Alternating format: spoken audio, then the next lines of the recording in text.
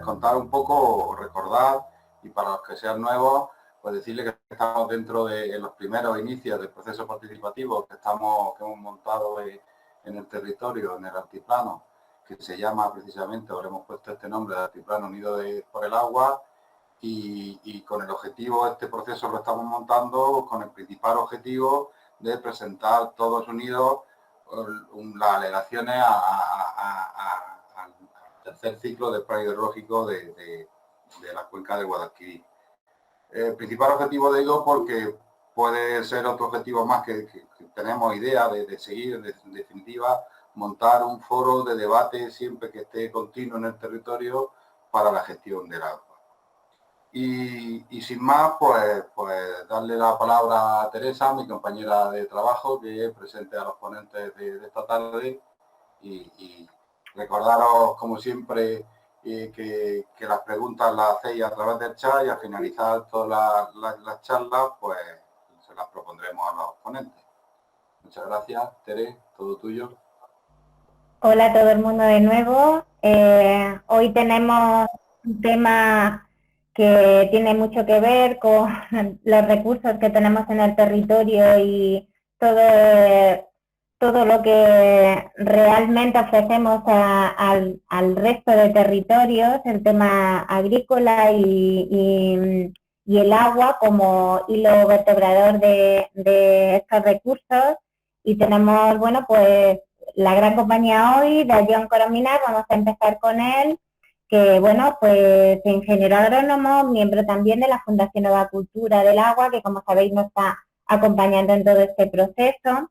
Pero bueno, además Joan ha sido el director de la Agencia Andaluza del Agua, y además es del Instituto de Andalucía Reforma Agraria desde 1987 al 91, ha escrito un montón de artículos de evolución de regadío, de aguas subterráneas, toda una serie de material que podemos consultar, y un libro directamente que nos habla del papel económico del agua subterránea en Andalucía, en nuestro territorio, y bueno, como toda la cuenca del Guadalquivir que estamos conociendo en este ciclo de conferencias del Altiplano Unido por el Agua. Vamos a darle paso a Joan Corominas, aprovechar su trabajo, su conocimiento. Como sabéis también, primero escucharemos a Joan, luego tendremos a Pedro Castillo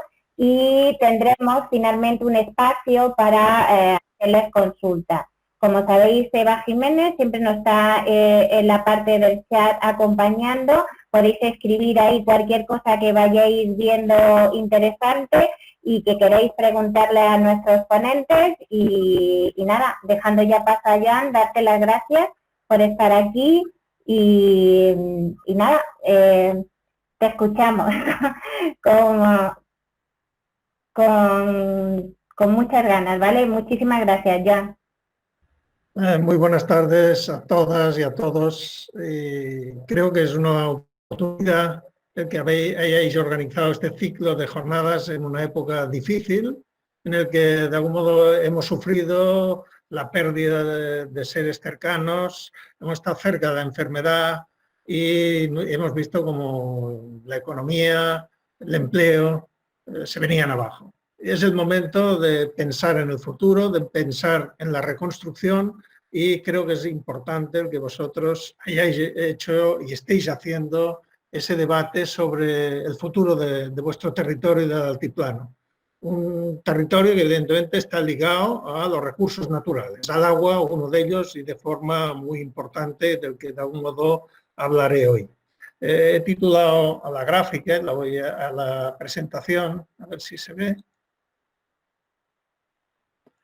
Bueno, pues he intentado hacer una reflexión compartida con vosotros sobre lo que representa el agua y el nexo, la unión que tiene con el territorio.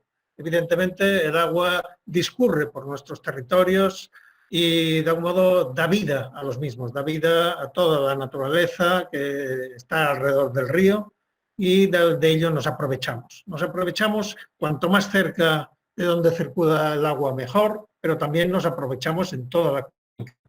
Evidentemente hay casos aislados en los que puede ser necesario que esa agua la traslademos a otra cuenca, pero tendrá que ser con carácter muy restrictivo porque cada vez que nos alejamos del territorio estamos perdiendo sostenibilidad. Por tanto, esta es la reflexión primera en la que quisiera yo enmarcar esta presentación.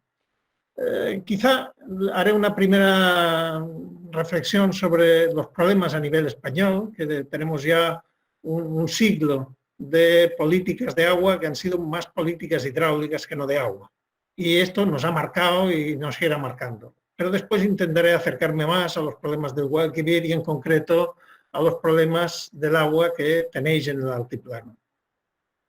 Hay un elemento importante que es que esta gran política hidráulica de todo el siglo XX y que aún está de algún modo difuminándose, pero aún queda y tiene rasgos importantes y que están marcando el presente, ha evitado que las administraciones sean capaces de despegarse de las presiones que ejercen los usuarios, sobre todo hidroeléctricos, más en el norte de España, y los regantes en toda España.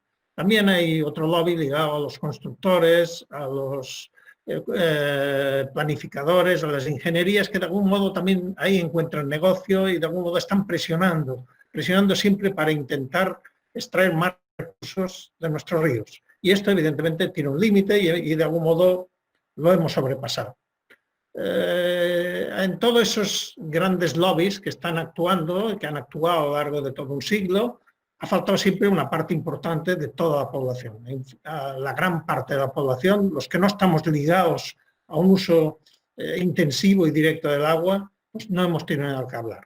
Y en ese sentido, la Directiva Marco del Agua ha marcado un nuevo límite, un nuevo camino, en el que la participación pública tiene que ser importante, tiene que ser dar entrada a colectivos interesados en aspectos que no son los del mero aprovechamiento del agua para beneficio lícito, pero beneficio de intereses económicos. Ahí están los temas ecológicos, los temas culturales, los temas recreativos y, como no, los temas del abastecimiento en cantidad y calidad del agua a toda la población. Como consecuencia de esto, no se ha producido el cambio que nos pedía la Directiva Marco, que está encaminada a conseguir objetivos ambientales. Y esos, evidentemente, por desgracia, después de 20 años de haberse aprobado la Directiva Marco, aún no los tenemos en primer plano a nivel del quehacer, el interés de las administraciones públicas. Por tanto, hemos tenido pocos avances, escasos avances en el cumplimiento de los objetivos ambientales y esto es un déficit importante que tenemos y que en este tercer ciclo de planificación deberíamos dar entre todos un cambio a esa política del agua en el que de algún modo habrá la resistencia de los sectores tradicionales y que las administraciones, aunque se están renovando de personal técnico, pues aún les falta el empuje para que se produzcan esos cambios. ¿De dónde venimos? Venimos de esa política que ha durado todo el siglo XX de construcción de embalses, de cada vez aprovechar más recursos de nuestros ríos.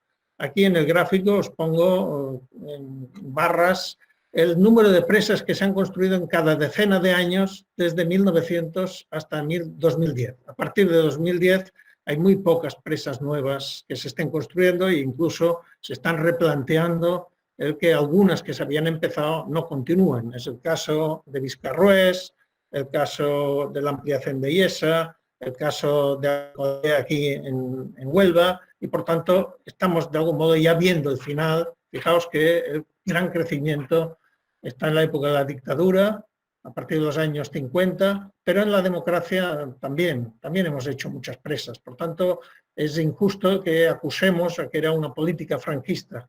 En la época franquista se construyeron 335 embalses, pero en la democracia hemos construido 355. Por tanto, es una política sostenida a nivel nacional, apoyada por gran parte de la población, sobre todo agraria, y el resto de la población, de algún modo, se ha sentido cómoda, no se ha visto que le quitaban algunos derechos del uso del agua, algunos beneficios de mantener el buen estado de nuestros ríos y que ha estado pasiva en ese sentido y han sido esos los elementos que han prevalecido.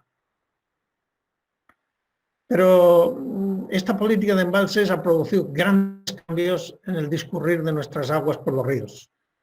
Tenemos un clima mediterráneo en el que hay muchos años secos, el 41% de los años, por ejemplo en el Guadalquivir, son años secos y un 28% son húmedos, la mitad, un 31% normales. Pero bueno, estos años secos marcan mucho el régimen peor en el que están nuestros ríos y en el que además pues, dejamos más debilitados los ecosistemas hídricos y, por ejemplo, en estos 41% de años secos, las aportaciones medias del régimen, en régimen natural se quedarían reducidas a un 18%. Por tanto, son años en los que los ríos traen un caudal muy escaso, los aportes a los embalses también son pequeños, pero sobre todo lo importante es que a los aportes al mar, el agua que llega a Sanlúcar de Barrameda, por ejemplo, en el caso de Guadalquivir, es solo el 3% de los recursos medios del Guadalquivir. Por tanto, son un 41% de años en los que casi hemos dejado seco el Guadalquivir. Ese 3% es más o menos el caudal ecológico que está aprobado en los planes hidrológicos y, por tanto, podéis comprender que es una cantidad muy escasa. En año medio, pues más o menos el 60% lo retenemos en los embalses para aprovechamiento de abastecimiento y regadíos, sobre todo regadíos, y el 40% en año medio va al mar.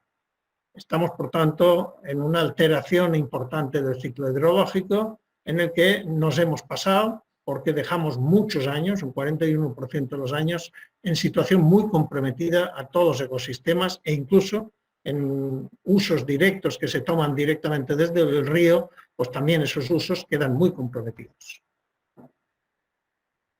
El regadío representa en el Guadalquivir del orden del 85-87% del total de usos.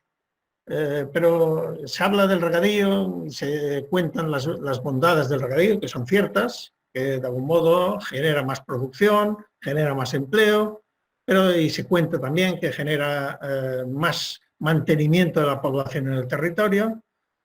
Y esto es un tema más discutible, pero siempre se habla de los regadíos andaluces, de los regadíos españoles en general. Yo creo que hay que hablar de que hay muchos tipos de regadíos y hay muchos tipos de regantes. Y eso tendríamos que hacer esa disección, ese acercamiento a la realidad, porque las soluciones no pueden ser las mismas. Los interesados en que haya un único tipo de regadíos y un único tipo de regantes son los que pretenden ocultar la realidad en beneficio de seguir esas políticas de crecimiento de los regadíos y no de adaptarse a las necesidades de cada territorio y de cada población.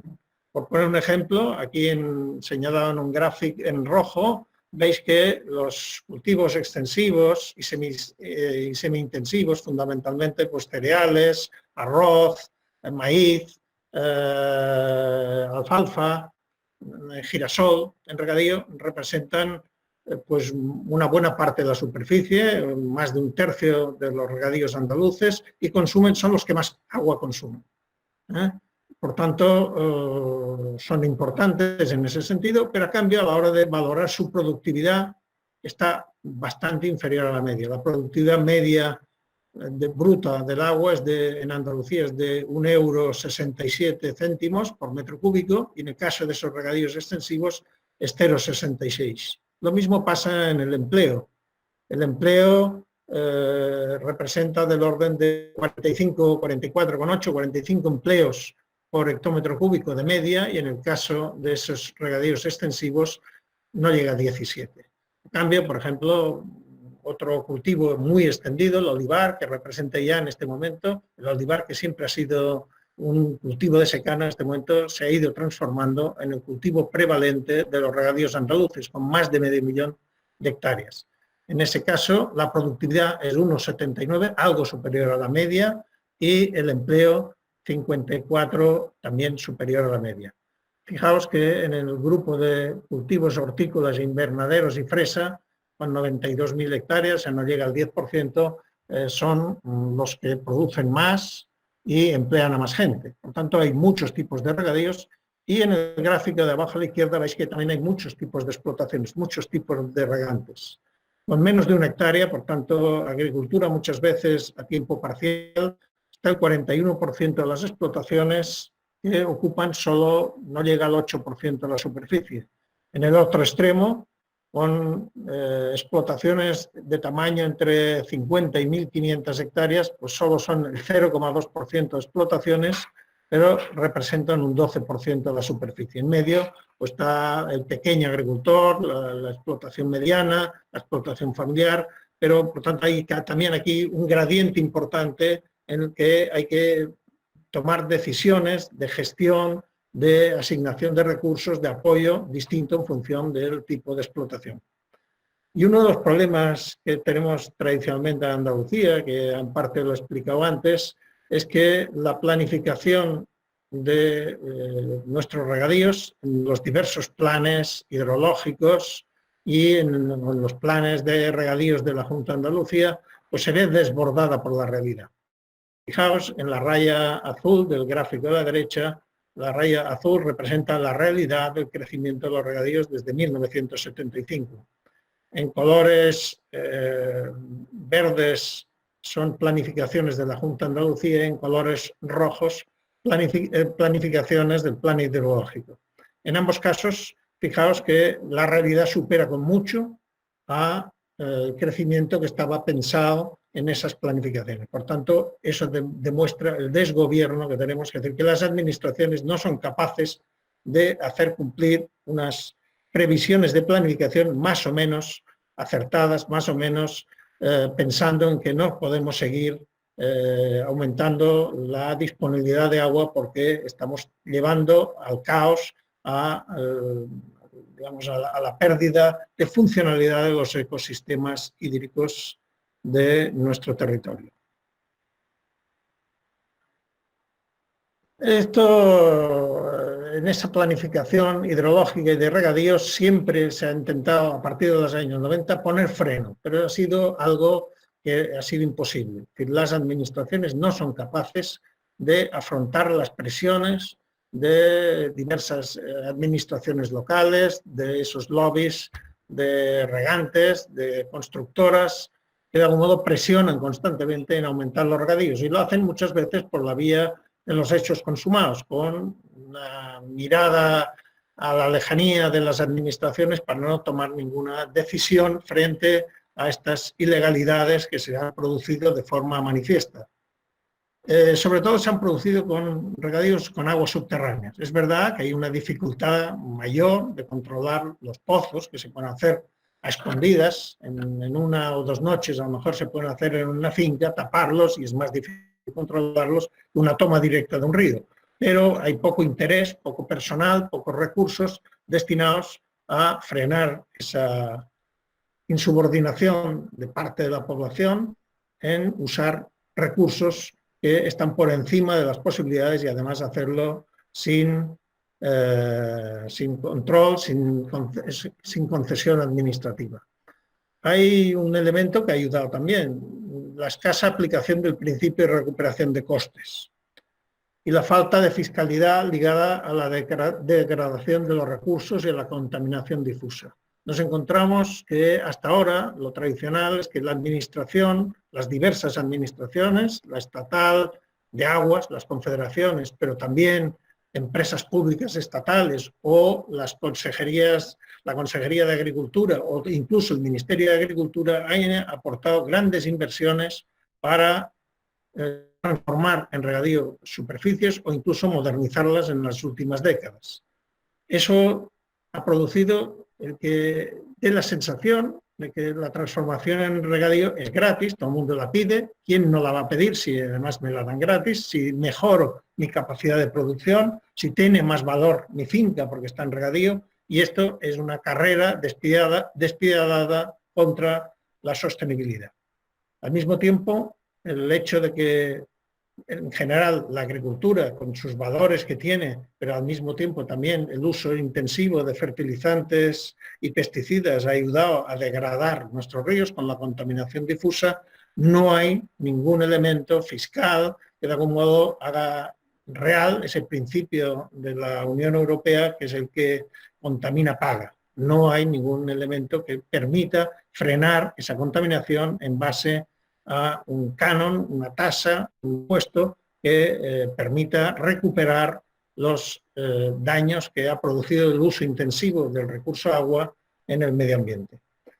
Eso al final, esas expresiones de lobbies de los regantes son insostenibles y además en muchos casos se están produciendo ya incrementos de regadíos de muy baja rentabilidad económica. Son elementos que tenemos que tener en cuenta de cara al futuro.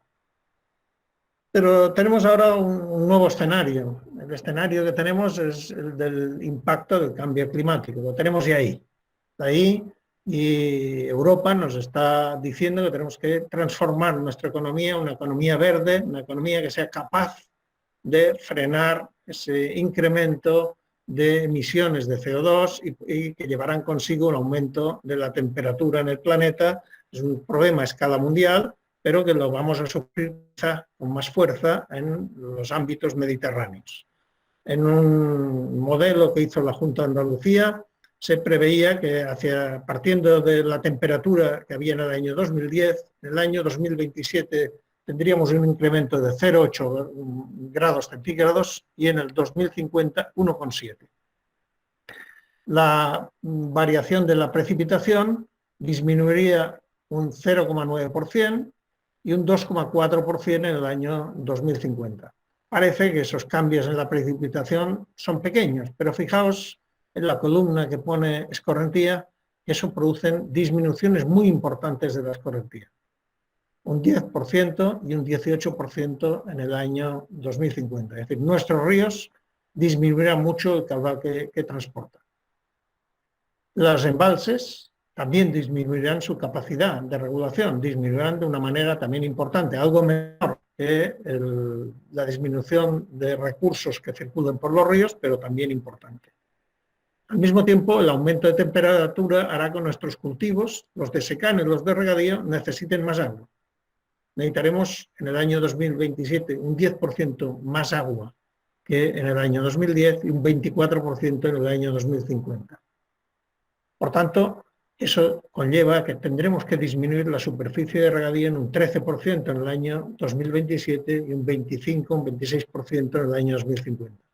Pero el problema es que en el momento actual, en el año 2010, ya teníamos un déficit de un 15%, con lo cual ese 13 y 25 habría que añadirles un 15%. Por tanto, estamos ante un problema grave que hay que encarar rápidamente para que no nos desborde.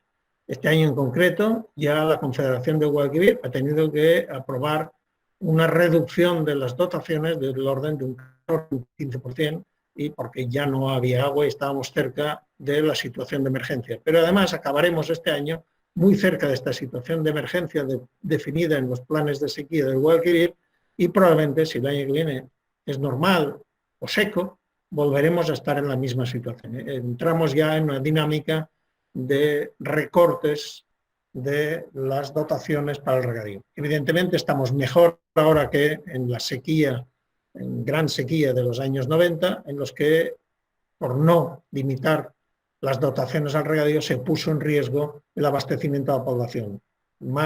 Casi la mitad de la población andaluza tuvo restricciones muy importantes y ahora en ese sentido sí estamos mejor. Se han reservado recursos para que al menos el abastecimiento de la población esté asegurado.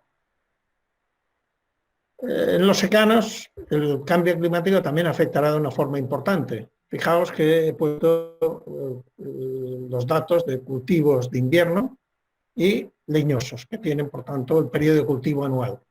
En los cultivos de invierno el descenso será importante, le faltará agua. Ya falta en este momento en esos secanos un 18, un 19% y aumentará hasta el 22% en el año 2050, y en los regadíos, en los leñosos faltará mucho más agua. En este momento estamos cerca del 40% y faltará el 45%. Por tanto, tanto los secanos como los regadíos tendrán que adaptarse. Los regadíos fundamentalmente a base de reducir parte de la superficie y tender a cultivos que demanden menos agua, sistemas de riego deficitario que aprovechen el agua solamente en las épocas de más interés para el desarrollo vegetativo y disminuyan su aportación en las épocas que el desarrollo vegetativo, sobre todo de la parte productiva que aprovechamos de los cultivos, es menor, y eso nos obligará a cambios en la gestión del agua y la gestión de la agricultura. ¿Estamos preparados para ese cambio climático? Pues yo tendría que decir que no. La debilidad de la gobernanza del agua, que ya hemos dicho, que la administración sigue pendiente de otros valores, que sigue enganchada a la promoción de recursos, a las demandas de recursos, no a la gestión del ecosistema, y que esa es la mejor manera de asegurar esos recursos que ya estamos usando, pues hará que sea imposible. El hecho de que no distingamos ni a la hora por ejemplo, de las políticas de la PAC, ni a la hora de las dotaciones de agua o de dar nuevas concesiones a esas diferencias que hay entre muchos tipos de regadíos y muchos tipos de regantes, indica también que no somos capaces de adaptarnos a una realidad que debe tratarse finamente y no groseramente, de la manera de decir el regadío es bueno y adelante todo vale. El cambio de patrón de cultivos de regadío va a ser importante. Tenemos que priorizar cultivos mediterráneos de hortalizas, frutales, olivar, almendro, en los que somos más competitivos, es decir, que nuestro clima está más adaptado, en detrimento de cultivos herbáceos continentales, maíz, girasol, alfalfa, en los que no está adaptada nuestra climatología para producirlos adecuadamente. ¿Qué hacer? Pues hay dos cosas importantes. Por un lado, es imprescindible conectar, coordinar la política de aguas con la política agraria. No podemos hacer cada política que ande por libre. Es necesario hacerlo. Y eso obligará a ver cómo acometemos de la forma más justa, de la forma más justa territorialmente y más justa también en el sentido de los agricultores que mejor produzcan para la sociedad y no tanto para las grandes explotaciones, cómo reducimos ese 15-25% que de aquí al año 2050 tendremos que disminuir de recursos hídricos y por tanto probablemente también de superficie de regadío. Es necesario una mejor gobernanza, una reforma de la PAC que ayude, que coadyuve a esos elementos. También, por ejemplo, y lo veremos después en una siguiente transparencia, que la PAC en ese momento ayuda más al agricultor que produce más, que por tanto es más, tiene más rentabilidad y que además contamina más. Por tanto, debería ser al revés, que ayude al agricultor que por sus prácticas más sostenibles, que contamina menos, que utiliza mejor los recursos y entre ellos el agua, pues a lo mejor tiene menos rentabilidad y necesita, por tanto, más apoyo de la PAC. Todo eso obliga a cambios de políticas que tendremos que insistir en ello y eso es el esfuerzo que toda la sociedad tiene que ir demandando a las administraciones para que entremos en esa lógica que ya puso en marcha Europa con la directiva marco y que ahora está con el nuevo proyecto de desarrollo verde de nuestra economía, de nuestra sociedad a nivel europeo. Aquí está un trabajo que hizo WWF hace 4 o 5 años, en el que solapa las zonas, en el gráfico de arriba a la izquierda, que solapa las zonas en color naranja que tienen contaminación por nitratos y los pagos de la PAC. Los pagos de la PAC, cuanto más amarillo o rojo hay más pagos, el azul oscuro son pagos muy limitados y se ve que coincide bastante que donde hay más pagos de la PAC hay más contaminación por nitratos. Y en el gráfico de abajo a la derecha, lo que hay se señala también los pagos de la PAC y en redondel negro están las zonas que tienen sobreexplotación de acuíferos. Vemos también que coincide bastante las zonas con sobreexplotación de acuíferos y mayores pagos de la PAC. Por tanto, la PAC no está ayudando a una buena gestión de los recursos, del agua, del suelo, y debería cambiar en ese sentido y también en ayudar más a las explotaciones menos rentables, pero que contribuyen a mantener una agricultura de calidad y al medio ambiente y el paisaje también, y no tanto a las agriculturas más productivas. Bueno, entrando ya un poco en los temas que os afectan más directamente, aquí está un pequeño cuadro con los datos de los regadíos del Guadiana Menor. Tenéis unas 25.000 hectáreas, 17.000 regantes, por tanto, en general son explotaciones pequeñas. Usáis 66 hectómetros cúbicos de agua con una demanda pequeña del orden de 2.600 metros cúbicos por hectárea. Tenéis un panel de cultivos que van desde cultivos extensibles un 31%, hortícolas un 21%, frutales y frutos secos un 11% y olivar un 37%. El empleo es de 2.940 empleos medios anuales, la producción de unos 107 millones de euros y la producción está algo inferior a la media de Andalucía, pero cercana, y el empleo de 11 empleos cada 100 hectáreas está también algo cercana a la media. Consumís también 655 kilovatios por hectárea de media de energía eléctrica. Por tanto, esto también es un elemento importante, puesto que la tendencia a intensificación de cultivos y modernización de cultivos ha llevado a el cambio de sistemas tradicionales de riego por gravedad a sistemas de riego por goteo con mucha demanda de agua, de energía. Y esto es también otro elemento de insostenibilidad económica, evidentemente, que es muy cara. En este momento la energía en general les cuesta a los regantes más que el propio canon de agua que pagan a la administración, o el coste también de extraer agua de pozos, y al mismo tiempo aumenta esa insostenibilidad por un uso de energía que aún en una buena parte está sostenida por energías ligadas al petróleo, por tanto, que generan gases de efecto invernadero. En los 4 embalses que tenéis en la cuenca, pues hay una capacidad importante de regulación. Fijaos que el más importante, el Negratín, es el que aprovecha vuestros recursos, pero lo aprovechan sus aguas los regadíos del medio y bajo Guadalquivir. Por tanto, ahí hay una detracción de recursos de vuestra zona sin aprovechamiento importante en la misma. Los que tienen un aprovechamiento más local pues son La Bolera, San Clemente y el Portillo. Fijaos que tanto La Bolera como el San Clemente han pasado muchos años, aquí reflejo desde el año 99 hasta el año 19, 20 años, muchos años han estado muy bajos sus recursos. Han tenido del orden de un 20%, un 25% de recursos. Por tanto, están muy estresados. El otro embalse, el del Portillo, a cambio está bastante estabilizado a niveles altos y es el único que tiene recursos más asegurados y más posibilidades de su explotación.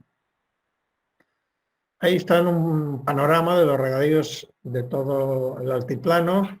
Fijaos que fundamentalmente están en la zona de Baza, Benalmádena, en Pozalcón, que se sale ya de vuestra provincia, y en la parte de Castril y Huesca, y también en Zújar y Freila, aunque en menor cantidad.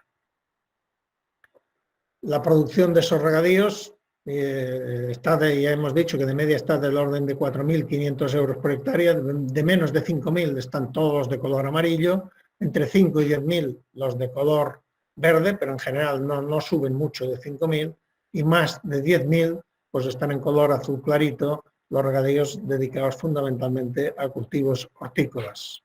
Y que estos tienen a veces el problema de que son explotaciones de empresas que han venido de fuera y que son grandes empresas las que producen. No obstante, ese tema es un tema que deberíamos discutir. Y ya por terminar, que ya creo que me he pasado de tiempo, tenemos que tender a una transición hídrica justa. Todo lo que he estado mencionando son problemas que tiene nuestra cuenca, que en general son comunes a toda Andalucía y a toda España, pero que obligan a un cambio. Tenemos, para empezar, un desgobierno del agua, pero que es injusto, porque este desgobierno beneficia a unos y perjudica a otros, beneficia a unos territorios y perjudica a otros. Los regadíos tradicionales son los grandes olvidados. Las zonas que teníais mucho regadío tradicional como vosotros, no se os ha tenido en cuenta. Quien más llora, quien tiene más capacidad, quien tiene más voluntad política de sus administraciones o los partidos políticos que han apoyado en ese sentido, ha conseguido que se le transformen en regadíos superficies, y quien ha tenido menos capacidad pues se ha quedado atrás. Eso ha llevado a que, por ejemplo, gran parte de los regadíos hayan ido al Guadalquivir medio y al Bajo Guadalquivir, y las zonas de cabecera pues tengan muy poca superficie de regadío. Por lo tanto, tenemos que partir de eso, que estamos en una situación que es insostenible, pero que además es injusta. Y que tenemos que afrontar el cambio climático, que además nos obligará a reducir estos regadíos. Por tanto, ahí tenemos un problema de cómo hacer al mismo tiempo una transición que sea sostenible y que sea justa. Para el medio rural tenemos que cambiar de paradigma. Hasta ahora ha sido la oveja negra, digamos, de nuestra sociedad. El medio rural lo hemos ido abandonando. En mi juventud, casi el 50-60% de la población vivía en el medio rural. Hoy en Andalucía, incluido muchas poblaciones medias, pues el medio rural no representa más allá del 30 o 33%. En otras zonas de España incluso ha bajado muchísimo más. Por tanto, hay que dignificar con territorios activos, diversificados, con buenos servicios y calidad de vida. Eso es un elemento importante. Pero hasta ahora el agua parecía que era el único vector de actividad, que todo el mundo demandaba a la administración agua, transformaciones en regadío, inversiones ligadas al agua para aumentar la productividad, fijar población y empleo.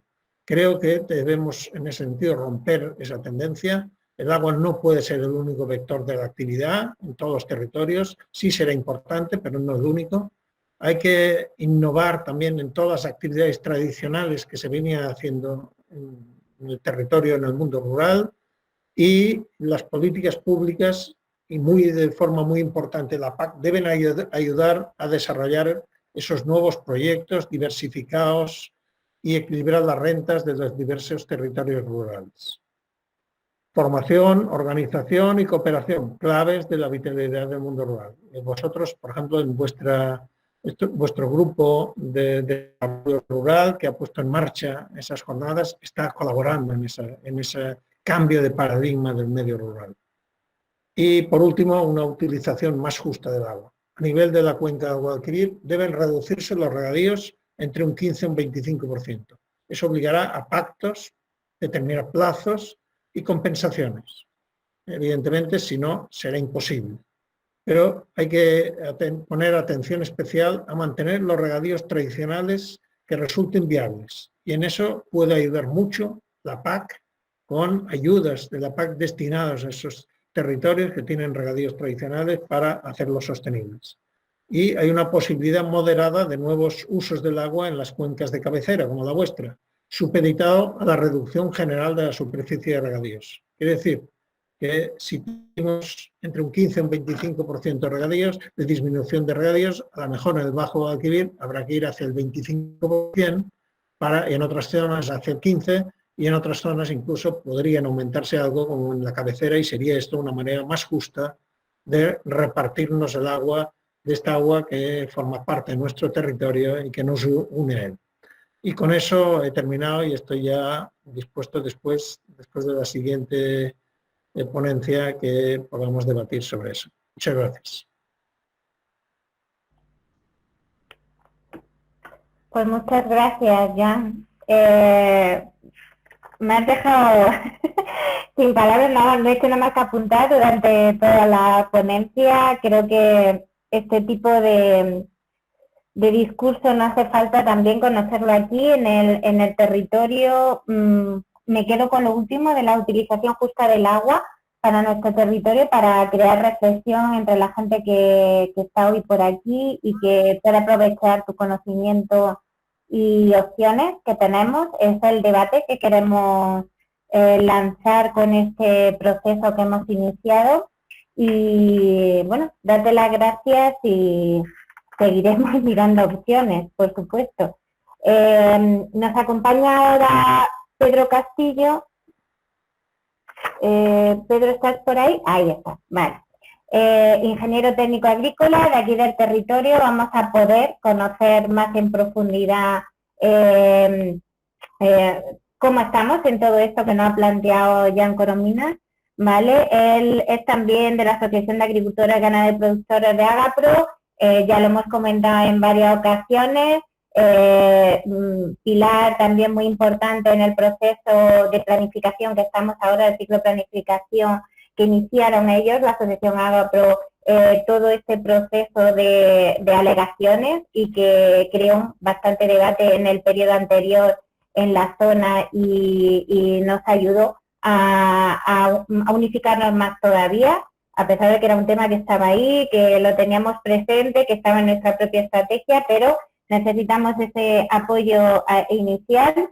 Y bueno, hoy le hemos pedido colaboración en la parte del diagnóstico, está colaborando actualmente en el propio proceso de diagnóstico y va a centrarnos en el valor del agua, precisamente en el sector agrario, pero aquí en el territorio, ¿vale? Vamos a intentar aterrizar un poquillo y nada, te dejo ya en el espacio, ¿vale? Pues muchas gracias, Teresa. Quería comentar que es un honor compartir la conferencia con Joan Corominas, que es una eminencia. Es imposible estar a su altura, pero bueno, intentaremos hacerlo lo mejor posible. Vamos al proceso de presentar. Vamos a ver si esto funciona. Vamos a ver.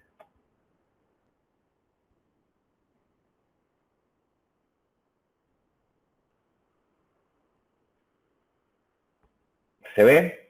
Perfecto, Pedro. Pues bien, vamos a comentar el tema del título, del agua que alimenta la vida del altiplano. Vamos a hablar del sector agrario y los regadíos para quedarnos centrándonos en nuestro territorio.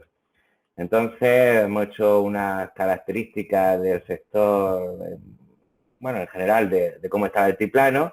Un territorio eminentemente agrícola y ganadero, tiene, como sabéis, una densidad de población muy baja, tiene unas rentas per cápita también inferiores a la media, ya sea de granadina, andaluza, y también tiene un alto desempleo, hay una escasa política de vertebración territorial, hay una mínima inversión pública en infraestructuras, tenemos ahora la línea 400, que es una inversión que se está haciendo, que por otro lado pues no sabemos si va a beneficiar o va a perjudicar al territorio. En cualquier caso va a ocupar terrenos agrícolas y eso pues bueno, pues, al fin y al cabo pues es negativo desde el punto de vista de nuestro sector primario. También hay una fuerte despoblación y emigración, pero también tiene cosas positivas el altiplano, un territorio con un gran potencial en este sector primario, y ya se está viendo algunos cultivos, algunas explotaciones de gente del territorio, y también el sector turístico, a ver si tenemos suerte y ese geoparque pues también provoca que haya un desarrollo en ese sentido. Tenemos talento en nuestro territorio, tenemos gente muy preparada y también tenemos un incipiente carácter reivindicativo. Como ha dicho Joan, quien mete presión consigue cosas y quien no, pues se queda un poco a la zaga. Las características del sector agrario, pues hay unas características negativas como son los regadíos infradotados, tenemos muchos pozos, muchas fuentes que están mermando constantemente, tenemos agricultores envejecidos, falta de dedicación de los jóvenes, parcelas pequeñas, falta de canales de comercialización, certificación de productos, poca formación empresarial y comercial, baja capacidad para hacer inversiones. Tenemos poca innovación tecnológica, baja producción agrícola, aunque estamos cerca de la media, bajo nivel de asociacionismo y cultura individualista de la producción, tenemos poca participación de las mujeres en este sector agrario y también una imagen social negativa y poco valorada de la actividad agraria, baja autoestima de los agricultores, que en definitiva pues está provocando un abandono de terrenos agrícolas y una disminución paulatina del empleo agrícola y una despoblación, como estamos viendo, de 10.000 personas en los últimos 10 años. También tenemos características positivas, tenemos un clima o una característica agroclimática muy buena en altiplano, que son ideales para la agricultura ecológica y la implantación de nuevos cultivos, como se está viendo.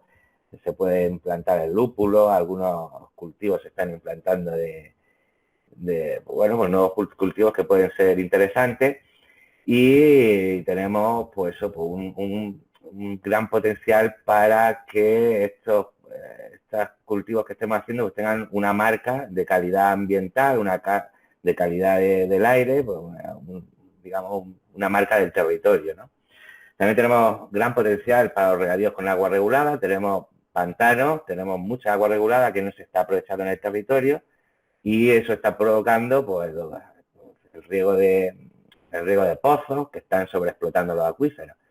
También tenemos la asociación que está poniendo en marcha un plan de fomento agrario con un banco de tierras para evitar el abandono, una rehabilitación del patrimonio histórico hidráulico, como son esas fuentes y esas acequias milenarias.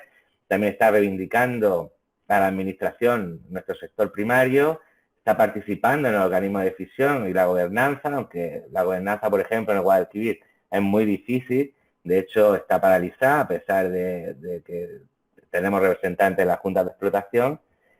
También tenemos intentando visibilizar el sector al resto de la sociedad y reivindicar, por supuesto, el agua regulada para los regadíos infradotados que tenemos y una creación de canales de comercialización en corto, como puede ser tiendas online. En definitiva, pues se está intentando mejorar en lo que se pueda el sector.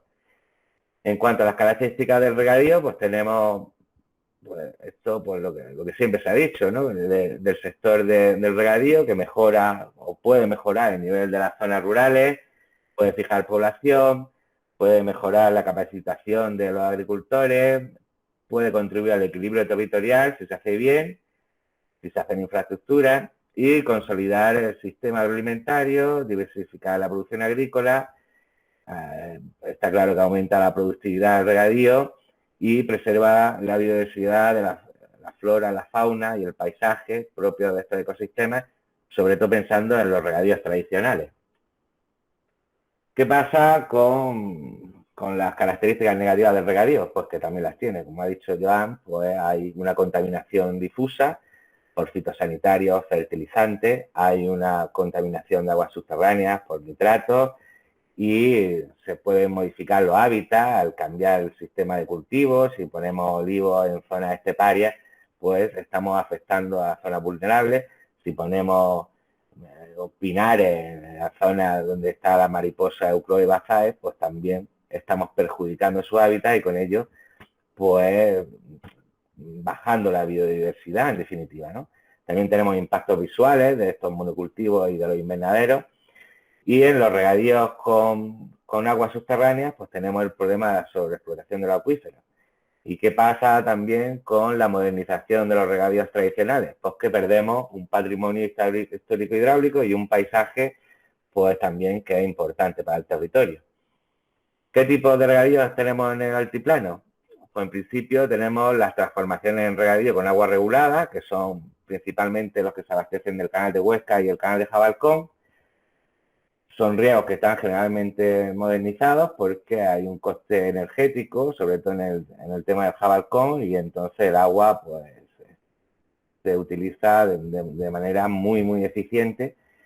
Y también tenemos en esta zona algunas con cultivo intensivo, sobre todo empresas de fuera del territorio que han venido a explotar el agua para su máximo beneficio. También tenemos regadíos tradicionales con agua regulada. Son fantásticos oasis que tenemos en los ríos Guardal y el río Castril. Tienen un gran patrimonio hidráulico y paisajístico y hacen cultivo de forraje, aunque últimamente están poniendo arboleda, supongo que porque el manejo es más sencillo. Entonces estos riegos tradicionales, pues es difícil que se modernicen porque tienen una acequia estupenda, pueden cargar su acequia y regar a manta, como lo están haciendo. Y luego tenemos otros regadíos tradicionales que son infradotados, que son de pozos y manantiales, y tenemos pues que son unos regadíos que tienden a desaparecer, pues si no hay agua, pues desaparece estas vegas que son importantes, son las vegas de Baza, Caniles, en Orce, en Galera, en Zújar, en Freila, y bueno, pues tienden a ese abandono, son cultivos relativamente extensivos, no tienen dotación suficiente de agua, son tandas de muchos días, de 30 días cada tanda o más, y hay muchos conflictos por la poca agua que hay entre los propios regantes y tienen una tendencia a la modernización. Entonces, para la única manera de que tienen para sobrevivir es usar el agua con riego localizado, el mínimo gasto, es lo que ha pasado en Zújar y Freila con esos regadíos que han modernizado, aunque han intentado mantener algunas acequias, en definitiva han tenido que modernizarse para lograr la poca agua que tienen, pues aprovecharla al máximo. En cuanto a las zonas para los planes que ha habido para zona regable de Baza Huéscar, pues como sabéis siempre ha habido al principio, desde la Edad Media, el Guardá y el Castril han querido llevárselo hacia la zona de Murcia y Lorca, y últimamente, en el último siglo, pues también había algunos proyectos para llevarse el agua también a Almanzora. En definitiva, hubo en los años 80 un plan de aprovechamiento integral de los ríos Castril y Guardal, que bueno, pues tuvo unos resultados quizá poco satisfactorios. Se pensaba que iba a solucionar los problemas de los regadíos infradotados, incluso a poner nuevas zonas de regadío, pero no ha sido así. En esa época se hicieron el pantano del Negratín, se hizo el pantano de San Clemente, el canal de Jabalcón, el canal de San Clemente, el canal de Huesca o el canal de Guardal, como se le quiera llamar, y la presa del Portillo. Entonces aquí hubo un gran problema, un problema que querían trasvasar desde el río Castril al pantano de San Clemente y atravesando con un túnel la Sierra Seca, con unos nacimientos, un problema ambiental que era imposible de acometer. Entonces, pues la cuenca o el pantano del embalse de San Clemente, pues es deficitario en el sentido de que tiene mucha capacidad mucha capacidad de embalse, pero tiene muy pocos aportes y no se llena. Y además hay que sumarle que se hizo en una zona kárstica, una zona caliza y tiene graves filtraciones. En principio hicieron un intento de arreglo, ahora van a hacer otro intento de arreglo. En definitiva, bueno, pues son temas que iba a ser bueno para el territorio, pero se quedó en eso, en una intención. Aquí tenemos el canal de Huesca a la llegada a Orce y Galera, pues que está totalmente inutilizado desde kilómetros atrás. Y bueno, pues era el canal que iba a llegar hasta Caniles y Baza y no tuvo sentido.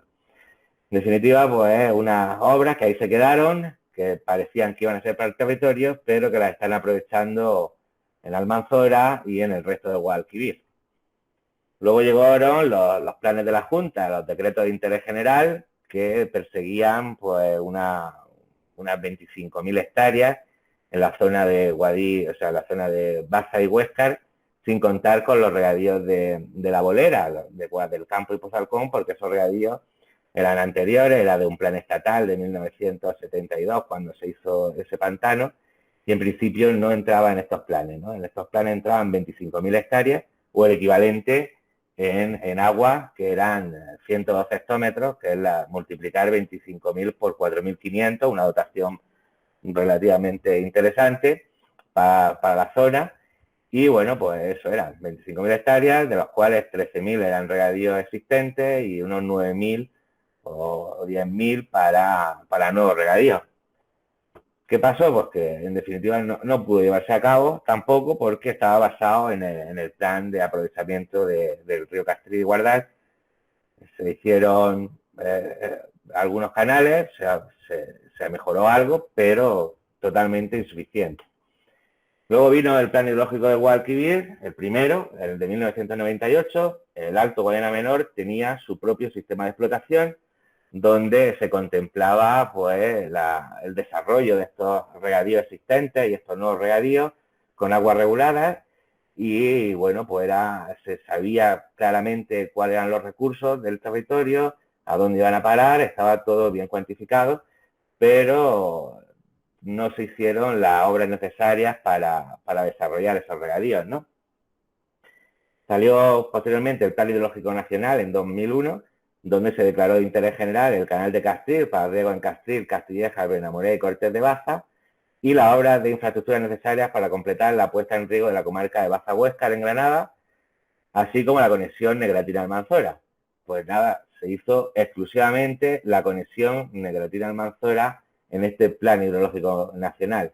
Ni el canal de Castril, que también tenía ciertos problemas ambientales, ni la obra para puesta en riego de la comarca de Baza-Huéscar, que era simplemente a partir del canal de Jabalcón, pues hacer una nueva impulsión e intentar pues, regar pues todos los riegos infradotados que se abastecen de manantiales y pozos. Luego llegó el Plan Nacional de Regadíos, que era en 2002, que era pues una consecuencia del plan hidrológico, y vemos aquí las zonas que estaban previstas, zonas previstas para el riego. Pues bueno, aquí esto es la intención que había, esto estaba ya desechado cuando se hizo este plan. Esto es el canal del Guardal, que es lo que hay hecho, bueno, no llega al río, se queda más o menos un poquito más arriba, y la otra infraestructura era un bombeo del Negratín, que era el canal de Jabalcón. Esta infraestructura más los 3 pantanos, porque ya el embalse de la Bolera estaba ya construido. Aquí están los distintos sectores, tanto de nuevos regadíos como de regadíos existentes infradotados, que iban a abastecerse con agua regulada. Aquí se ve la continuación del canal de Huéscar, que llegaba a la zona de Caniles, y el canal de Castril, que llegaba hasta el río Guadalentín. No se hizo absolutamente nada de esto, ¿no? ¿Qué pasa? Pues que al hacerse el pantano, o sea, la conexión de la Almanzora, otra vez, al llevarse otra vez los recursos del territorio, pues hubo manifestaciones, hubo cierta presión social de alcaldes, y el Estado, el Ministerio de Medio Ambiente prometió 70 millones para mejorar estos regadíos y los abastecimientos de la comarca de Baza-Huéscar. Prometieron eso, la zona de Baza-Huéscar, prometieron una impulsión para Zújar desde el pantano y una regulación en balsas, también para Freila. Prometieron conectar el canal de Huéscar con Orce y con Galera para esos regadíos infradotados, y también se prometió pues las 2.500 hectáreas de regadío en Castril, de nuevos regadíos que han conseguido la concesión, pero no tienen la infraestructura. Además aparecen esos regadíos en los gráficos, en los planos de la Confederación, en la página web del IRE de Guadalquivir, pero no tienen infraestructura y ya están contando como regadío. Sí es cierto que se consiguió una comunidad, la comunidad de regantes Campo de Gabasa, consiguió, que eran antiguos regadíos de las 7 fuentes, consiguió una concesión y una infraestructura a partir del trasvase Negratina-Almanzora, a unas 1.400 hectáreas, que es lo que están regando, y poco más. Muchas promesas, pero nada. En el año 2013 llegó el plan hidrológico del segundo plan, o el primer ciclo de planificación hidrológica después de la Directiva Marco del Agua, y aquí ya vemos cómo desaparece el Alto Guadiana Menor como sistema propio, que ya formamos parte de la regulación general, porque como no se pueden aprovechar los recursos que teníamos de regulación, pues dicen pues, que si no podemos, si el territorio no lo hace, que lo haga el resto del Guadalquivir. Así que se perdió el control, se perdió la posible gestión que tendríamos de nuestros propios recursos, y se diluyó pues todo la posibilidad de regadío, se diluyó en este plan hidrológico con el plan, al pasar al sistema de regulación general.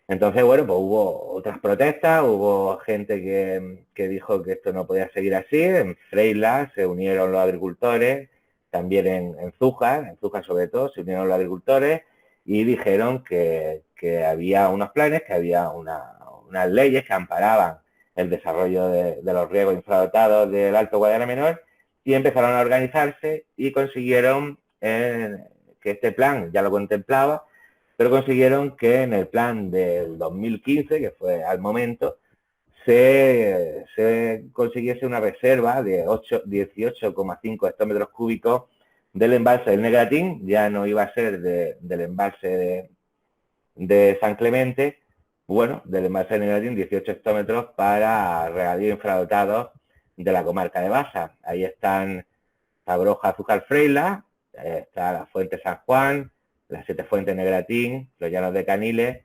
son preferentemente regadíos infradotados, muchos de ellos son tradicionales, como la de las Siete Fuentes, con una dotación de unos 17 hectáreas y unos 6.000 que vienen a variar, vienen a sustituir, no se trata de implantar nuevos regadíos, se trata de sustituir aguas subterráneas y manantiales infradotados por agua regulada, que es lo que tenemos muchas y no se está utilizando, ¿no? Aquí se ve en este plan hidrológico como en 2015 hay reguladas 11.000 hectáreas, no reguladas 4.000 hectáreas y subterráneas 5.000. Un consumo de 88 y un consumo de agua regulada de 45 hectómetros, que en 2021 pasa a 63 y una superficie de 16.000 hectáreas, que como veis el detrimento es bajar el no regulado, que pasa de 4.000 a 2.000, de 4.700 a 2.000, y el subterráneo que pasa de 5.000 a 4.000 hectáreas. La misma tendencia para el horizonte 2027. Entonces, bueno, vemos que si bien tenemos esa reserva, esos 18 hectómetros y medio, que se están desarrollando las comunidades regantes, les faltan las concesiones, les faltan las infraestructuras, pero bueno, tienen esa asignación, están trabajando en desarrollarla. Vemos que tenemos otras zonas que sería interesante plantearlas en una nueva reserva para el tercer ciclo. Se trata de las zonas de galera, que están también infradotadas, de manantiales, tenemos también Castillejas y tenemos sobre todo Orce que está en la última, ¿no? Todo esto sería desde el pantano de San Clemente. Es verdad que los recursos en este pantano son escasos, pero hay todavía parte que no se ha asignado y también hay un proyecto de impermeabilización del pantano que puede aumentar la regulación también de forma importante, en 5 o 10 hectómetros, que podría ser usada para estas comunidades de regantes infradotadas y también para mejorar la dotación de los regadíos actuales. Y por otro lado tenemos del embalse de Negratín, tenemos a Cúllar que tiene la vega, tiene una parte de vega y otras zonas de regadío, en la venta Alperaz, tiene algunas otras zonas también con pozos. Esta zona de Cúllar también necesita urgentemente que usar aguas reguladas porque se está secando la vega, no tienen recursos suficientes y sería interesante que este plan hidrológico nuevo pues contemplase una reserva de 9 hectómetros y medio en total para sustituir los regadíos infradotados de manantiales y de pozos por agua regulada. Yo creo que es posible, aunque, por cierto, pues mucho más costoso, ¿no? Y luego también estamos viendo cómo el enfoque del esquema provisional de temas importantes de este plan hidrológico y su relación con los regadíos, ¿no?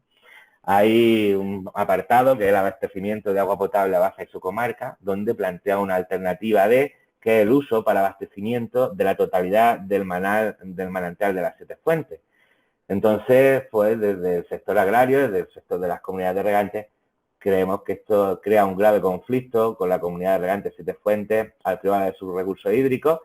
Es una manera de crear un conflicto, esto como dice mucho Miguel Ortiz, es la política del divide y vencerás, crea un conflicto para que, bueno, pues no se aclaren y tengamos que estar dando vueltas con esto, ¿no? Prescindir del manantial de las Siete Fuentes para el riego, pues supone destruir todo el ecosistema asociado que conlleva el deterioro de la masa de agua superficial, al no haber agua en sus cauces y el abandono de la acequia histórica, pues se perdería pues un regadío tradicional estupendo, ¿no? Y de hecho el propio ESTI reconoce que esta alternativa no es sostenible, ya que además necesita de la infraestructura inicial ya construida como toma de emergencia para situaciones de sequía extraordinaria.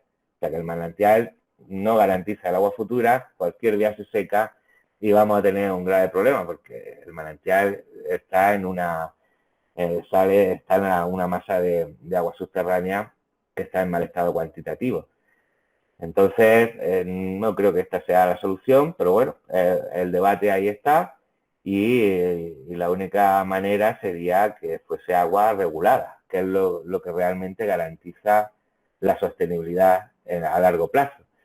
Luego se habla de una infraestructura en el ESTI también, para el desarrollo de los riegos del Guadiana Menor, de esta reserva de 18 hectómetros y medio. Plantea una alternativa a que el canal de Jabalcón, usar esa infraestructura para desarrollarlo, o usar el trasvase del Negratín Almanzora, ¿no? Sería duplicarlo de forma paralela para abastecer a estas superficies, a estos regadíos infralotados de 18 hectómetros y medio. Y entonces, pues aquí tenemos otro debate que es interesante, ¿no? ¿Qué es lo mejor para el territorio? ¿Una infraestructura propia, como sería utilizar el canal de Jabalcón, o una nueva autopista del agua, dirección Almanzora, aunque pueda ser utilizada también por los regadíos del altiplano? Otro debate. Nosotros creemos que la alternativa A es mucho más interesante. Más cosas, pues tenemos el tema en el ESTI también, la gestión sostenible del agua subterránea. Estamos viendo cómo están bajando los piezómetros, cómo plantean mayor control de las extracciones, mayor vigilancia, ahí plantean una serie de cosas.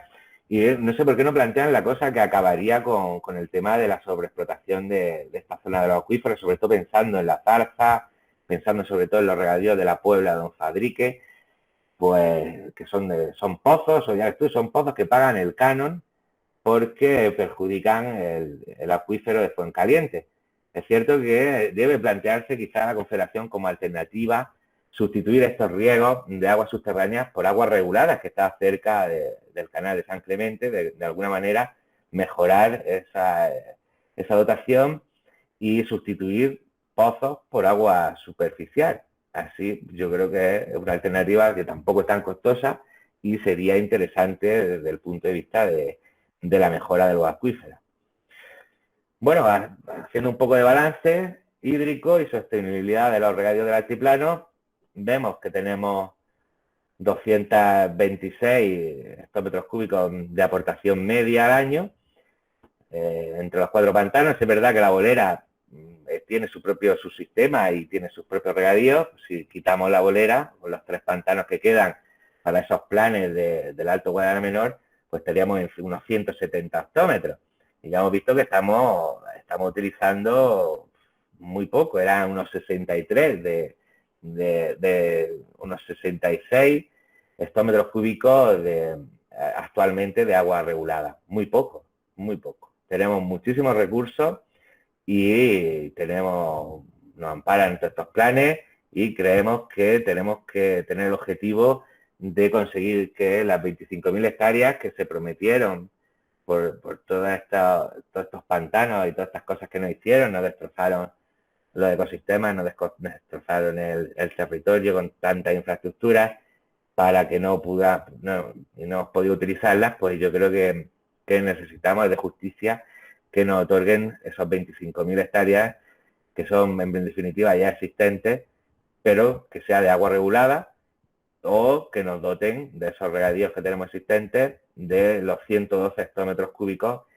que aún así seríamos muy, muy solidarios. Yo creo que de los más solidarios, considerando que los aportes en la última masa de agua, que es el pantano del Negratín, los aportes ahí los recursos son de 400 y pico hectómetros cúbicos. Entonces, el objetivo es sustituir estos regadíos no regulados y estos regadíos con agua subterránea por agua de los pantanos, aunque nos salga un poco más caro, yo creo que es interesante. En definitiva, pues eso es el tema. Hay que reivindicar, como estuvimos en estas manifestaciones del agro, hay que reivindicar por el futuro de nuestras generaciones. Y muchas gracias.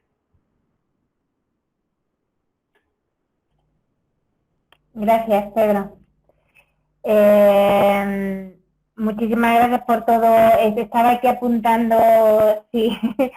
Antes de dar paso, Jan Corominas puede aportar algún enlace con todo lo que es el aterrizaje, es decir, estaba viendo aquí lo de la utilización más justa del agua con el territorio, si las demandas o las aportaciones que estabas haciendo vamos en la línea, ¿no? Ya que lo estamos haciendo, está también por aquí Antonio Figueroa, que nos está haciendo una revisión de todos esos datos, pero a mí particularmente en el momento que vea, y mientras Eva hace un repaso de todas las cuestiones que nos han planteado, si Joan nos puede aportar alguna cosa o ha visto algo que nos pueda sugerir, ¿no? Ya que vamos a empezar los debates en breve en el territorio. Bueno, de la última presentación que ha hecho Pedro, yo destacaría dos cosas. Los recursos de la cuenca son las aportaciones medias. En el conjunto de Guadiana Menor están en el orden de 226 y estáis aprovechando 66 más o menos, un 30%. Por tanto, el 70% se va fuera de las aportaciones medias, no me refiero del volumen de embalse. Por tanto, estáis aprovechando un 30, cedéis al resto de la cuenca un 70. El ceder es normal, es decir, los ríos están para que circulen al mar. El hecho no es decir, no nos queda a nosotros. Lo malo es que el resto de la cuenca no lo deje ir al mar, que se lo quedan ellos, pero una gran parte de esa agua pues sería lógico que fuera al mar. Por tanto, ahí cabe algún aumento. He dicho que ese pequeño aumento que a lo mejor es del razonable de lo que estáis planteando y habría que discutirlo con más detalle, pero más o menos podría estar ahí, va ligado a que el resto de la cuenca tiene que disminuir de una forma importante sus recursos, porque si no, entre todos la mataron y ella sola se quedó. Es decir, que ya queda muy poca agua en la cuenca, estamos en una situación de estrés de la cuenca y no podemos introducir más estrés. Esa transición justa llevaría a que pidamos al resto de la cuenca que haga un esfuerzo importante de reducción de sus demandas para que vosotros pudierais aumentar algo. Pero evidentemente ese equilibrio es el que hay que debatir, hay que negociar para que podamos hacer esa transición justa.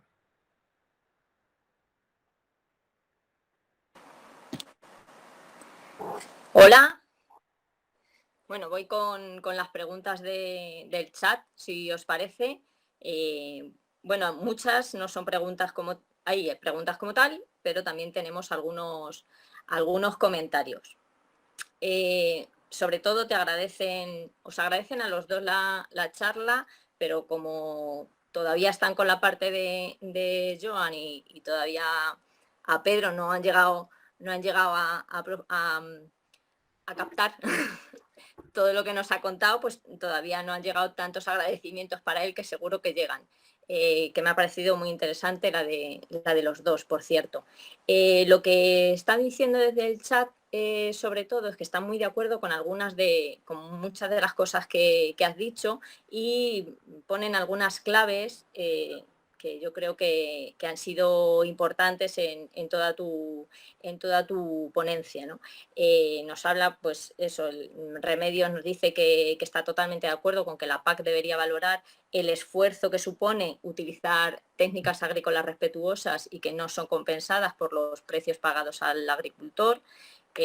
Leandro señala pues algunas cuestiones importantes, como la necesidad de encarar la reducción del 15 al 25% del uso agrícola del agua, una orientación perversa de la PAC, con esa relación directa que señalabas entre los más pagos, más contaminación y más sobreexplotación de los acuíferos, o la redistribución territorial que hace falta para, bueno, pues contando con una disminución en la cuenca media y baja, para que en cabecera pues se pueda hacer algunos incrementos, como acabas de comentar. También señalan algunos que efectivamente no todos los regadíos son iguales ni aportan lo mismo, no todos los regantes son iguales, también decías, y me parece relevante señalarlo. Y luego ya empiezan algunas preguntas. Pregunta Miguel Ortiz si con la ley en la mano una concesión administrativa de agua, como por ejemplo en la zona de Baza, se puede trasladar esa concesión a la zona de Almanzora, Almería, aprovechando las infraestructuras existentes o las que haya en el futuro, es decir, los llamados trasvases encubiertos. Mónica Sastre pregunta si se conocen el número de hectáreas sin título jurídico que hay en el altiplano de Granada, y si la lentitud de la administración en otorgar las concesiones o autorizaciones y el incumplimiento de los planes que estaba comentando Pedro, pues son los que provocan, ¿no?, que que eso se produzca, ¿no? Que haya, entiendo yo, que se produzca, que haya ese incumplimiento también, ¿no? En las concesiones. Antonio Figueroa nos pregunta si hay información en cuánto volumen de agua está asignado o reservado a otras zonas regables de la demarcación. Y por último, Silvia Mirón le pide a Pedro que por favor que repita otra vez lo de abastecer al manantial de las 7 fuentes que aparece en el EPTI, que no lo ha entendido bien. Profundiza un poquito, por favor, Pedro, en esa explicación. Y Alberto Marín finalmente dice que en algún momento se planteó un bombeo desde el canal de San Clemente al campo de la Puebla. Y bueno, ir contestando estas y ahora reviso las otras que se han producido. Puedes empezar tú, Joan, y luego Pedro, que tome la palabra. Bueno, yo me gustaría empezar con algo que quizás es un poco desmoralizador, pero es una dosis de realismo. Lo que yo he expuesto y que a lo mejor muchos podemos compartir es unas ganas de cambiar el uso de los recursos de una forma más sostenible y más justa. La realidad lo hace difícil. Las presiones de los sectores que quieren seguir presionando, gastando más agua, aunque sea de una forma injusta e insostenible, son muy fuertes. Por tanto, tenemos relativa poca fuerza, las instituciones no nos apoyan demasiado y, por tanto, dosis de realismo que es difícil de avanzar, pero hay que intentarlo. En segundo lugar, la pregunta que hace Miguel Ortiz, si es posible que agua concedida en la zona de Baza pueda acabar en el Almanzora. La ley de aguas permite que pueda haber cesiones temporales de derechos de agua a otras zonas, incluso aprovechando infraestructuras de trasvase. Es así, nos guste o no, pero está en la ley. Evidentemente habría que, como mínimo, asegurar que se haga bien, que se haga con los procedimientos y los controles que marca la ley de aguas, pero relativamente es posible en situaciones de sequía. Por desgracia, muchos años estamos en situaciones de sequía y si no lo está el Guadalquivir, lo está la zona de la Almanzora y puede justificar legalmente estos trasvases. Mónica me preguntaba cuántas hectáreas no tienen concesión en el altiplano. Pues no lo sabe nadie. No lo sabe nadie ni aquí, ni en el altiplano, ni en el Guadalquivir, ni en toda España. Nuestros registros de agua son muy endebles. Quizás son algo mejores en las aguas superficiales y probablemente ahí hay menos concesiones ilegales, también probablemente en el altiplano, pero en lo que toca a las aguas subterráneas, pues nadie sabe cuántos pozos son ilegales o con la escapatoria que permite la ley de agua, que se pueda cada uno construir un pozo con un volumen máximo a extraer de 4.500 metros, perdón, 7.000 metros cúbicos al año, pues eso permite que con esa excusa no se saquen 7.000, sino que se construye un pozo teóricamente adherido a esta normativa legal, pero que luego se saque mucho más agua. Por tanto, ahí en las aguas subterráneas es cuando hay más falta de datos, pero sí se sabe por las extracciones que se notan al medir los descensos de los piezómetros que se saca mucha más agua de la que está concedida. Por tanto, en las aguas subterráneas claramente hay bastante abuso, bastante superficie ilegal, pero no sé cuánta puede haber en el altiplano.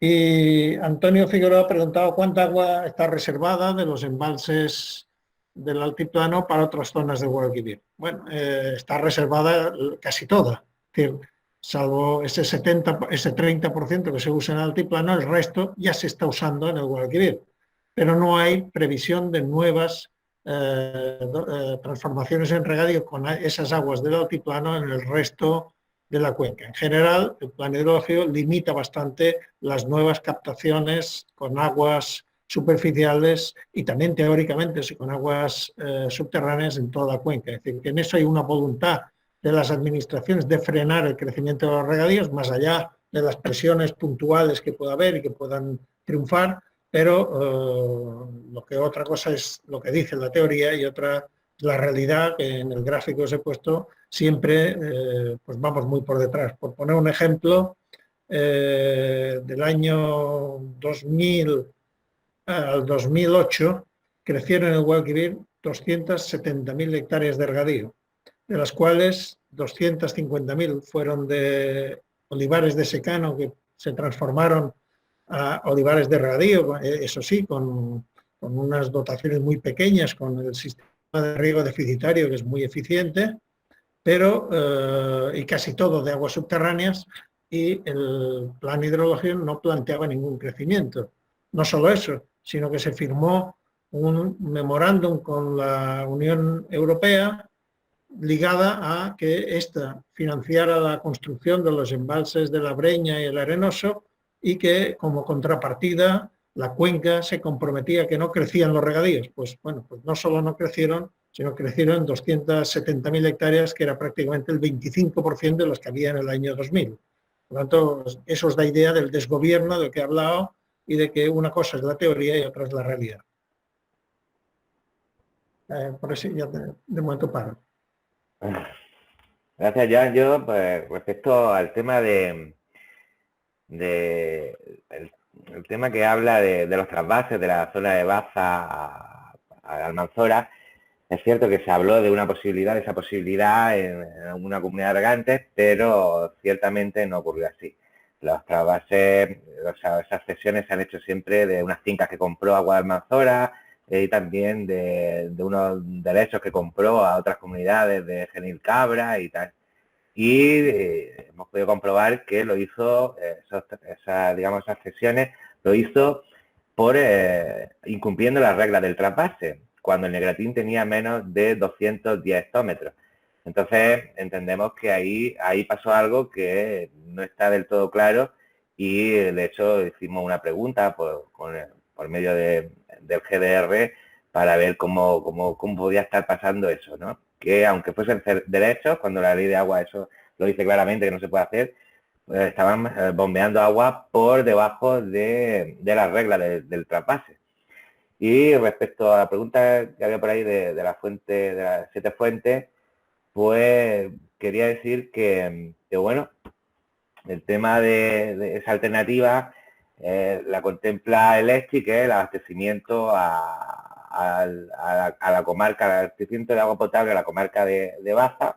Y bueno, pues existe una alternativa que es coger el agua del río Castril con una alternativa que está a medio hacer, otra alternativa que es cogerla otra alternativa plantean que es de desembocadura, otra alternativa que plantean es cogerla del Negratín junto a las instalaciones del trasvase, y una cuarta es decir, coger el agua de unos manantiales, que son las 7 fuentes, que es donde se está abasteciendo ahora. Lo que pasa es que está cogiendo también de unos pozos que están en el acuífero está en mal estado, y entonces pues lo que plantea la Confederación es usar toda el agua de las 7 fuentes para el abastecimiento y que los regantes bombeen desde el Negratín, y a su vez utilizar como apoyo en caso de sequía la infraestructura del trasvase como se ha dicho, ¿no?, del trasvase del Castril para el agua potable a esta comarca. Entonces, pues nosotros no estamos de acuerdo porque no es sostenible, y es un conflicto que se va a crear con los regantes que están utilizando actualmente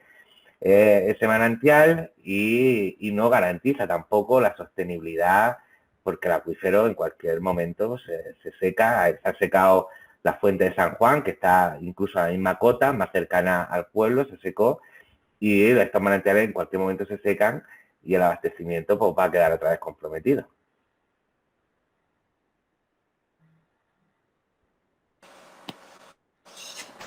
Bien, muchas gracias a ambos. Seguimos con la segunda tanda. Bueno, no sé si a lo mejor mientras estaba leyendo o estaba recogiendo la información del chat se me ha perdido, pero creo que no habéis contestado la pregunta que hacía Mónica Sastre sobre si conocéis el número de los títulos jurídicos que hay en el Altiplano de Granada que están ahí pendientes, y si es la lentitud de la Administración la que en otorgar estas autorizaciones la que pues hace que la pescadilla se muerda la cola y que los planes no se pongan en marcha, no haya peticiones y etcétera, ¿no?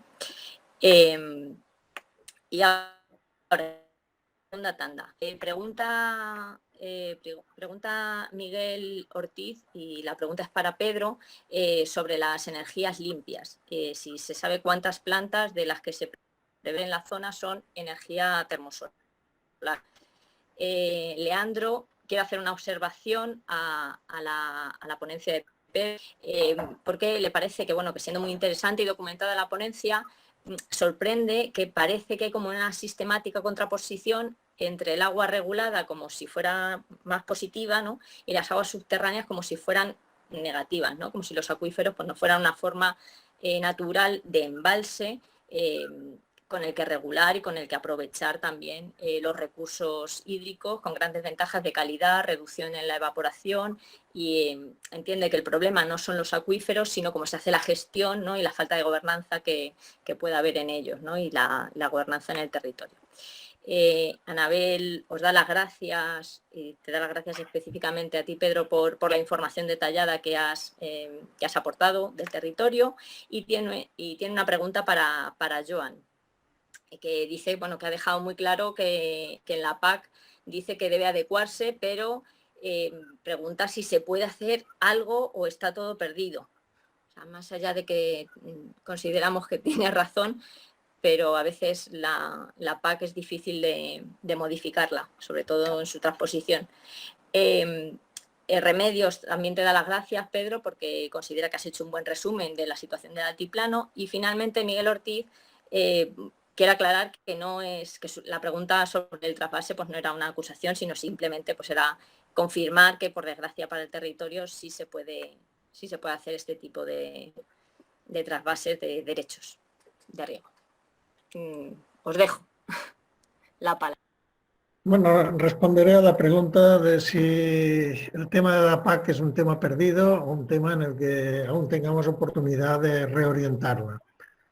Yo creo que, bueno, las dificultades son obvias, no a nivel español, sino a nivel europeo. Es decir, que todos los estados europeos, de algún modo, tienen distintas posiciones, pero todos barren para casa y todos barren para su modelo de agricultura, y eso hace difícil hacer una visión global europea más justa de esos fondos importantes.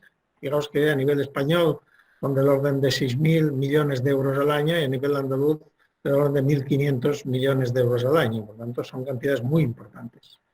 En este momento estamos en el proceso de revisión de la PAC, y ahí hay oportunidad de participar. La propia Comisión ha puesto en marcha mecanismos de participación para que todos los interesados aporten ideas, reflexionen junto con la Comisión y enmienden de algún modo las propuestas que vayan saliendo de la Comisión. Por tanto, es el momento que tenemos que actuar todos para reorientar esa PAC. También es verdad que en los últimos meses, desde que está la nueva Comisión, y sobre todo con el golpe que nos ha dado la pandemia en toda Europa, la propia Comisión está reorientando todas sus políticas desde esa posición de un desarrollo verde. Y por tanto, la PAC es uno de los elementos que quieren, de algún modo, cambiar hacia ese modelo más verde, más sostenible. Y de algún modo tenemos de aliado a la propia Comisión, que tendrá que pelearse con los Estados miembros, y eso es difícil, no solo el español, sino cada uno barrerá para su lado, pero ya marca también una tendencia que deberíamos aprovechar. Creo que es el momento de intentar entre todos presionar a la Comisión y a nuestros propios estados para que vayan defendiendo otro modelo de la PAC más acorde con esa sostenibilidad y con esta justicia que hemos estado hablando hoy aquí. Pues gracias, Joan. Yo quería contestar a la pregunta de Miguel Ortiz. Habla de cuántas plantas de energía termosolar va a haber en el territorio a raíz de la línea 400 kilovoltios, y yo creo que ninguna. En principio yo creo que no hay ninguna. Sí hay mucha eólica. De hecho, Capital Energy nos solicitó en su día cuáles iban a ser las infraestructuras de estas de poner en marcha estos 18 hectómetros y medio del pantano de Negratín, para que no se interfirieran unas infraestructuras hidráulicas con las infraestructuras de aerogeneradores y sus líneas eléctricas.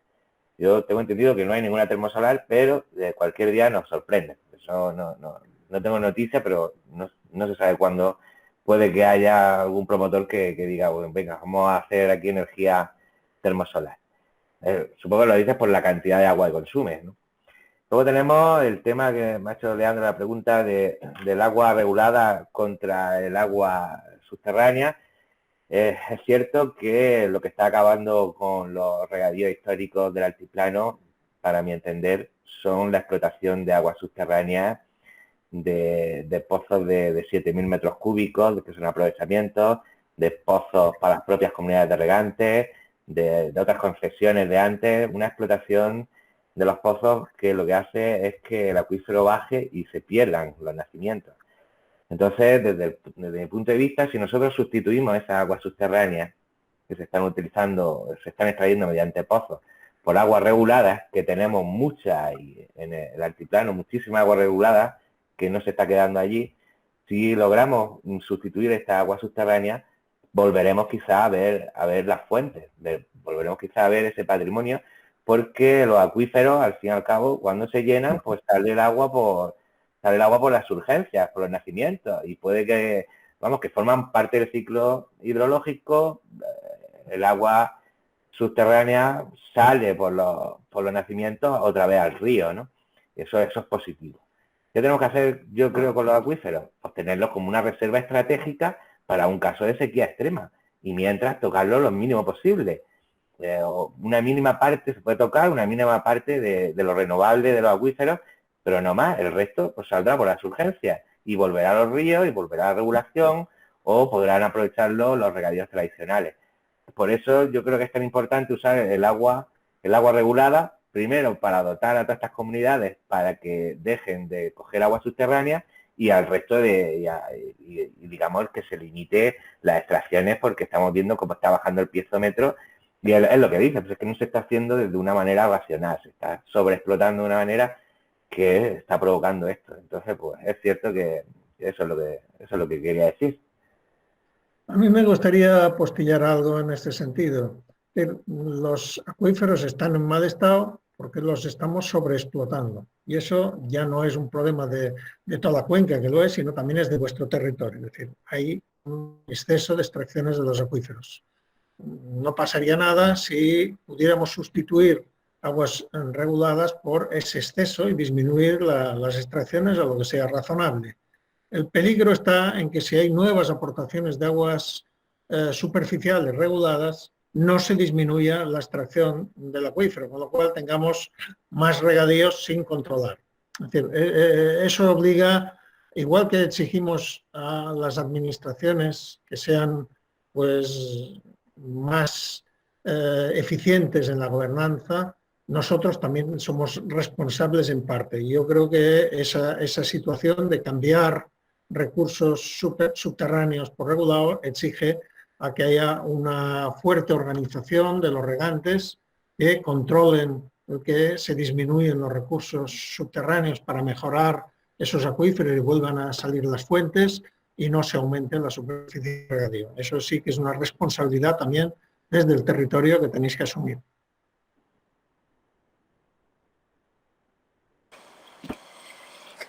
Hay una última tanda, si os parece ya os la hago y ya cortamos con estas y cerramos. Ismael pregunta le pregunta a Joan si sería sostenible o si es sostenible actualmente el trasvase de 50 hectómetros cúbicos al Almanzora y Murcia.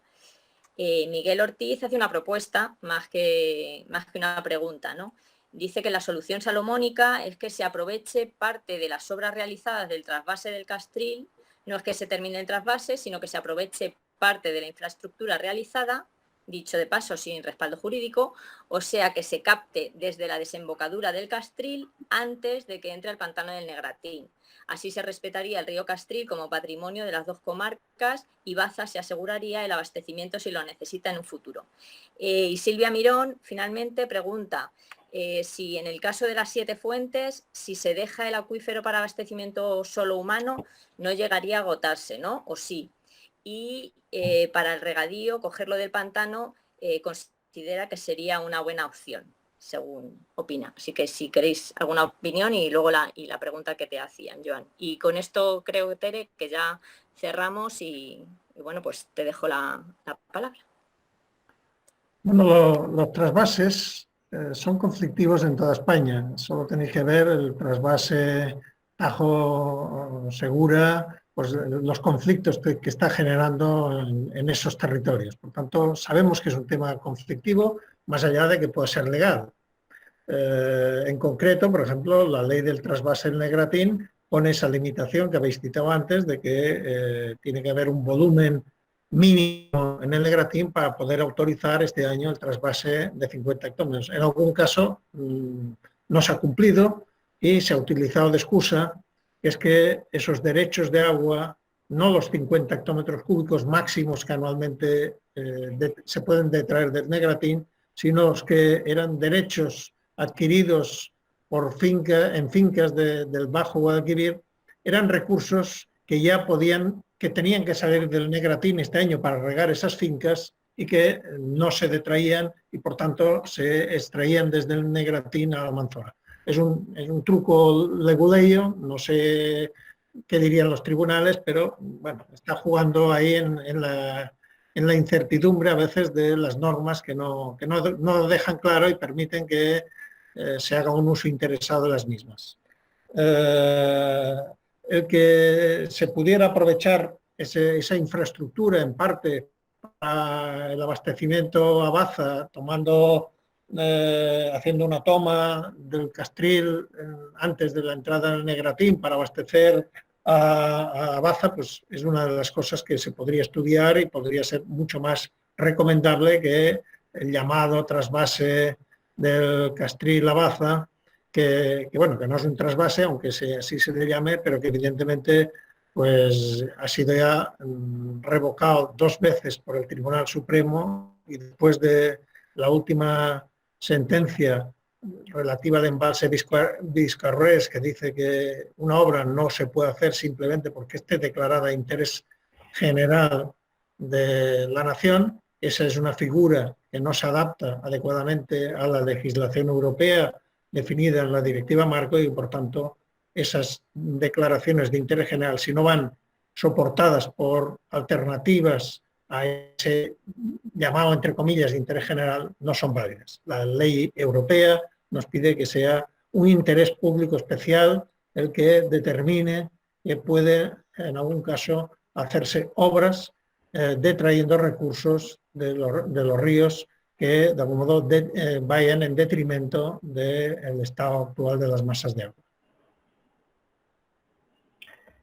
Bueno, yo quería terminar contestando a Silvia el tema de utilizar el abastecimiento, solo el abastecimiento a Baza con el acuífero. El problema es que el acuífero está declarado en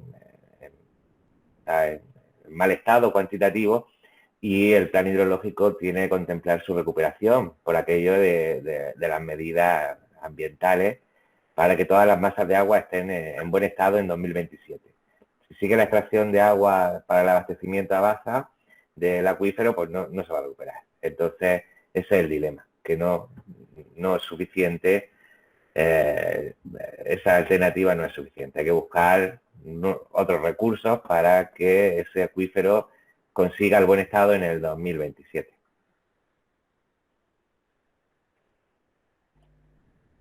Pues agradeceros ya para finalizar a Joan y a Pedro nuevamente las aportaciones que nos habéis traído hoy. Creo que hemos creado todo un debate alrededor y empiezan a emerger, yo creo que todo lo que vamos a tener que enfrentarnos en los próximos meses aquí en el territorio. Recuerda a la gente que justo con lo que terminaba Pedro, la semana que viene hablaremos sobre abastecimiento del agua y nos introducirán también en cuestiones que ya ha adelantado Joan de obras hidráulicas que también tendremos a ver de la calle y aquí iremos siguiendo profundizando en todas estas cosas que está haciendo todo un aprendizaje para el territorio y para todo el mundo de la importancia del agua, ¿no? De cómo Joan lo acaba de comentar hace un momento, de la responsabilidad que tenemos también en el territorio de asumir cuál es y cubrirlas, ¿no? Entonces, agradeceros el estar aquí, el ayudarnos en el proyecto e invitar a la gente a que siga participando en el ciclo de conferencias y en vernos en siguientes procesos. No sé si Antonio, que nuestro gerente, quiere, ¿no? Ya nos dice que la dejamos por hoy, pero bueno, agradecer nuevamente a todo el mundo y Joan, muchas gracias especialmente a ti, que sé que estabas de viaje y que nos has reservado este espacio para el territorio. Muchísimas gracias. Gracias a vosotros.